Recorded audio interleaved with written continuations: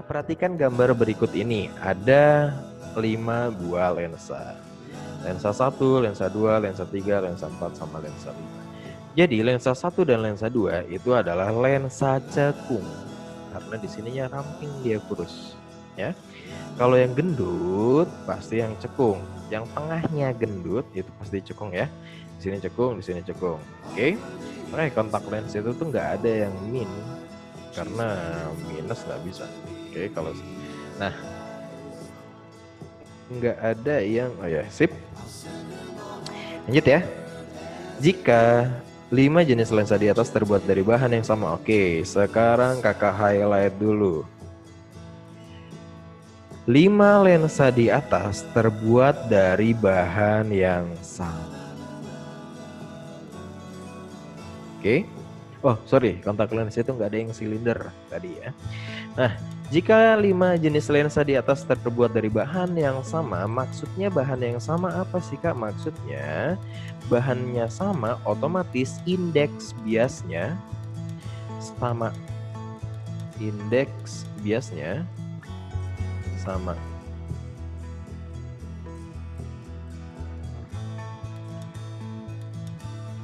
Oke, indeks biasnya itu sama. Karena bahannya sama, kecuali yang satu pakai kaca, yang satu lagi pakai plastik. Pasti beda tuh indeks biasnya, ya. Selama bahannya sama, pasti indeks biasnya juga sama. Oke. Nah, sekarang kakak lanjutin. Lensa yang memiliki jarak fokus. Oke, yang di sini yang ditanya jarak fokus yang paling kecil atau yang paling pendek ya. Nah, kita bisa menggunakan bantuan dari rumus lensa tebal. Masih ingat lensa tebal? Rumus lensa tebal itu untuk mencari fokus dari si lensanya dengan cara seperti ini. Indeks bias lensa per indeks bias medium dikurangi 1 dikalikan dengan 1 per R1 dikurangi 1 per R2. Nah, gini ya. R2 per R1. Nah, nanti sebenarnya sama aja ya. Yang penting pertama yang mana, yang kedua yang mana. Oke, nggak apa-apa deh pakai yang ini. Nah, ini adalah rumus untuk lensa tebal. Lensa tebal. Pertanyaan kakak, lensa itu kok ada macam-macam sih bentuknya? Kenapa seperti itu?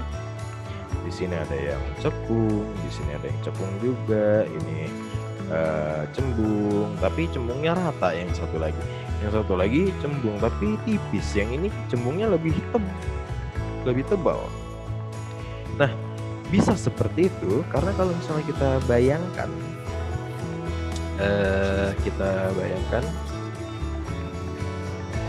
ada dua buah bola. Nah, ini bolanya tidak bersinggungan, tapi kakak paksa hubungin. Wah, suka memaksa hubungan ya. Nah, kalau di sini kalian lihat ya, ini terbentuk lensa cekung. Tapi kalau dua buah bola, atau di sini kakak wakili sebagai lingkaran, didorong terus sampai saling berpotongan, bukan bersinggungan lagi ya, berpotongan bahkan dia. Kalau sampai dia saling berpotongan, maka pasti akan membentuk lensa cembung. Jadi bedanya. Nah, karena di sini tulisannya R1 sama R2, berarti yang ini adalah R1-nya, di sini adalah R2-nya.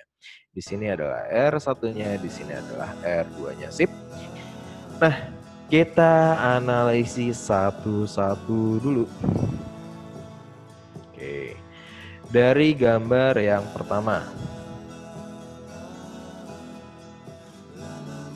Gambarnya ini dua-duanya cekung. Oke. Nah, sebelum kita mengerjakan ini, ada baiknya kita melakukan perjanjian. Bukan perjanjian ritual ya. Nah, Perjanjiannya gimana? Biasanya kalau di matematika yang ke kanan itu sumbu X ke kanan itu pasti positif.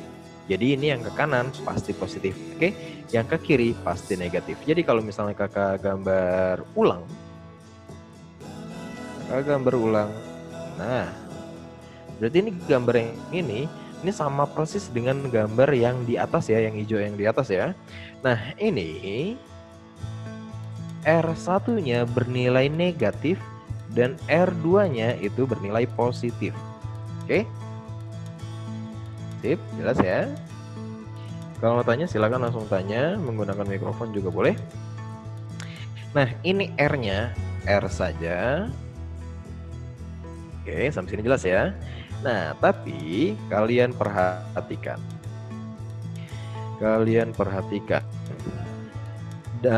Tadi dia bilang lensa dengan bahannya sama, benar? Lensa dengan bahan yang sama, tadi kakak tulis indeks biasnya sama. Nah, yang kakak bulatkan, bukan bulat sih, kakak kasih tanda kotak ini, itu tidak kita perhitungkan. Kenapa? Karena dia sama. Yang kita perhitungkan adalah yang ininya saja. Oke, untuk mempersingkat ya. Simple jadinya. Ini kakak ubah, sip. Nah, berarti ini bisa kakak tulis menjadi 1/f sama dengan 1/min. Nah, R1-nya kan minus kan? 1/min R1, ini kayak kegedean deh.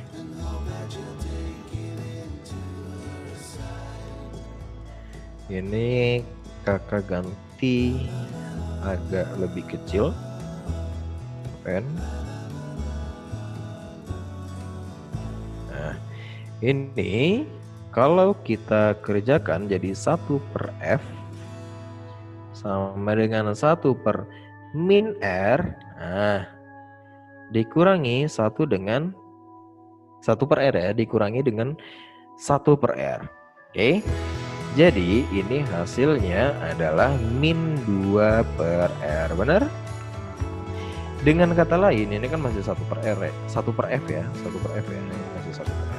Dengan kata lain, untuk lensa yang bentuknya untuk nomor 1 ini, bentuknya seperti dengan nomor 1, fokusnya adalah min R/2. Oke, sampai sini jelas? Ini jelas ya. Nah, nanti kita akan gunakan perbandingan ini dengan patokan R-nya untuk opsi-opsi selanjutnya. Maksudnya untuk gambar-gambar selanjutnya ya. Nah, kita lanjut ke nomor 2. Nomor 2 di situ ada sedikit perbedaan dari nomor 1. Perbedaannya gimana Kak? Perbedaannya ada yang bagian rata ya. Ada bagian rata. Gini. Nah, aduh, bagus ya. Nah, sip. Gini kan ya, sama ya, ada bagian rata ya. Kalau bagian rata gimana Kak? Nah, kalau bagian rata, kalau ada bagian yang rata, itu artinya jari-jarinya tak hingga. Maksudnya Kak, nih, kalau misalnya kakak punya sebuah bola, jari-jarinya segini, ada bola agak gede, jari-jarinya segini, gitu kan ya. Berarti semakin besar bolanya, pasti jari-jarinya semakin besar. Kalau bolanya segini, jari-jarinya segini kan, lebih besar lagi kan. Kalau bolanya segini, pasti jari-jarinya lebih besar lagi. Kalau bagian bolanya lurus, pasti jari-jarinya tak hingga. Ngerti maksudnya? Jadi di sini R1-nya pasti tak berhingga. Karena apa? Karena basically dia pada dasarnya bagiannya lurus. Satu bagian lurus doang. Oke. Nah, ini dibersihkan dulu.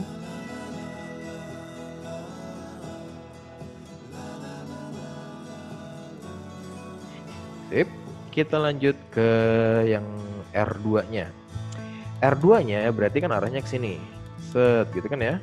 Berarti ini jadi R2-nya itu sama dengan positif R.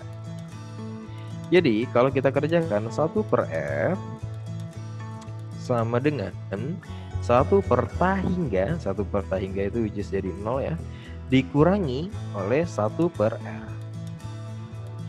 Alias jadi min 1 per R, ya enggak? Jadi untuk yang nomor 2, nilai fokusnya itu adalah min R. Nah, artinya masih lebih gede yang kedua ya. Iyalah, kan tak berhingga, sampai tak berhingga kan ya. Nah, kita lanjutkan ke nomor 3. Sebentar, nomor 3 itu, oh ya. Nah, untuk nomor 3, ya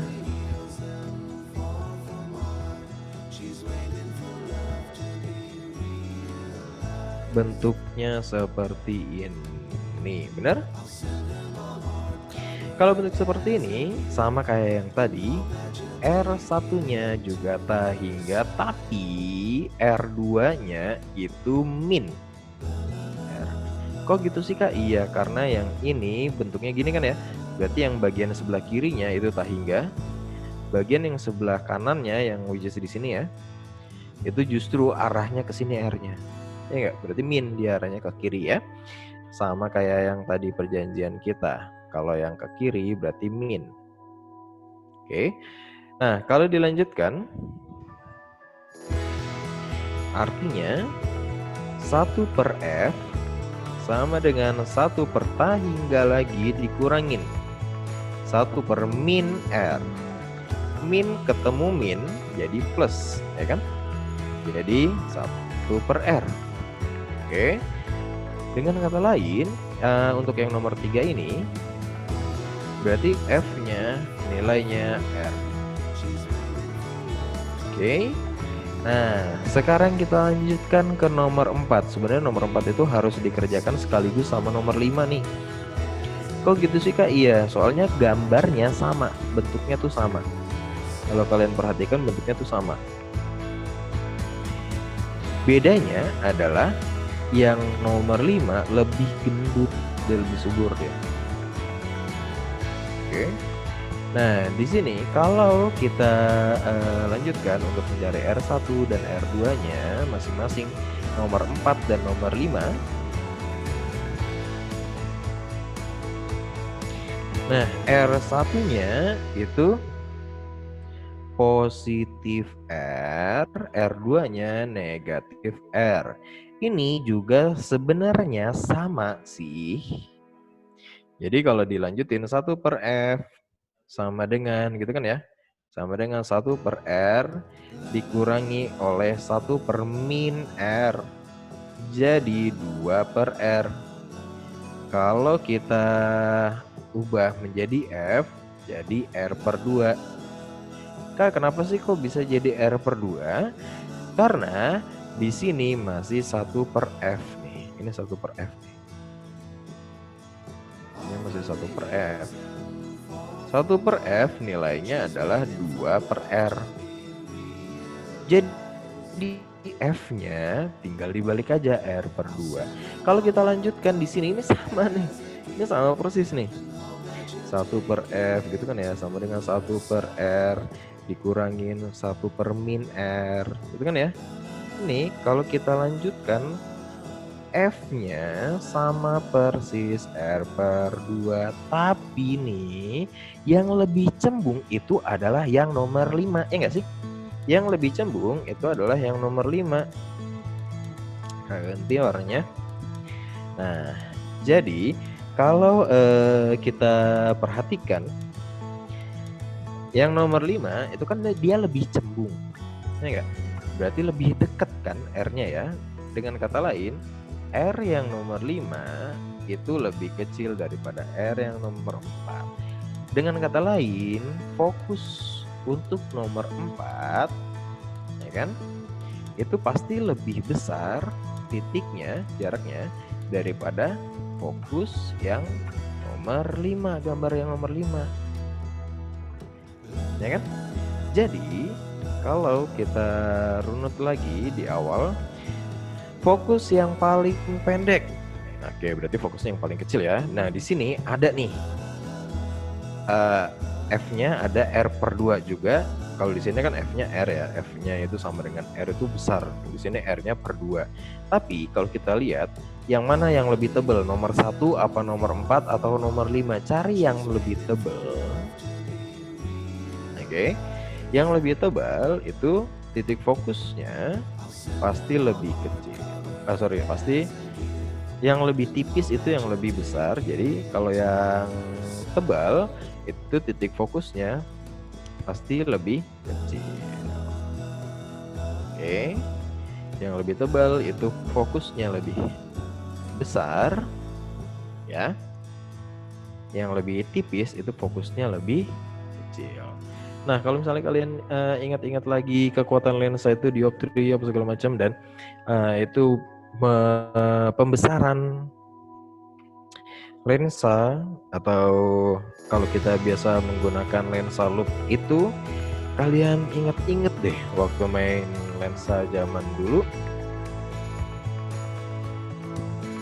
itu pasti lensanya itu tebal-tebal. Kenapa lensanya tebal-tebal? Karena dibutuhkan fokusnya yang kecil, ya kan? Kalau fokusnya kecil, berarti si bendanya berada di, kemungkinan besar berada di ruang 2 atau ruang 3. Kalau berada dia di ruang 2, maka akan diperbesar. Itu alasannya. Oke. Nah, seperti ini. Sampai di sini ada pertanyaan kah? Coba kita lihat dulu. Chatnya, sini.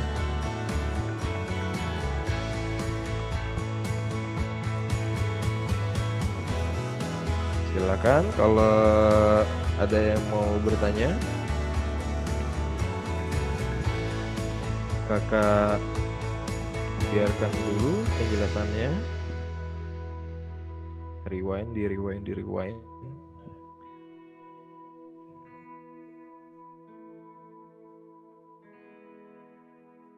Gimana? Ada yang mau bertanya? Silakan. Ataya, Faras, Febri, Lulu, Naila, Raffi, Stefani, Taur.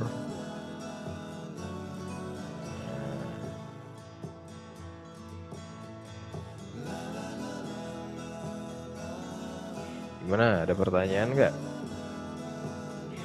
Kalau tidak ada, kita lanjut. Berarti ya. Silahkan. Kalau mau tanya, bisa lewat chat, tapi kakak akan bacanya nanti setelah pembahasan setiap nomor, atau langsung pakai mikrofon kalian. Kalau tidak ada pertanyaan, kita lanjut saja. Nah,